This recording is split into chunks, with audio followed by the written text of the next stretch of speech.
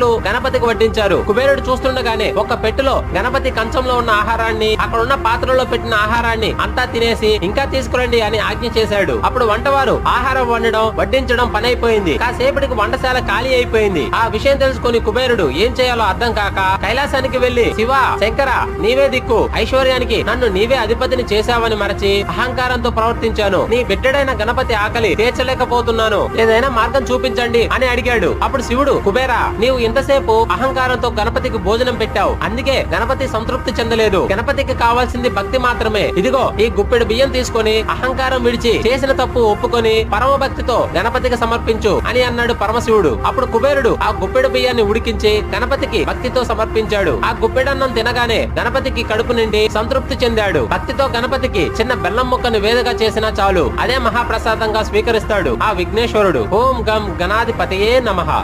మరిన్ని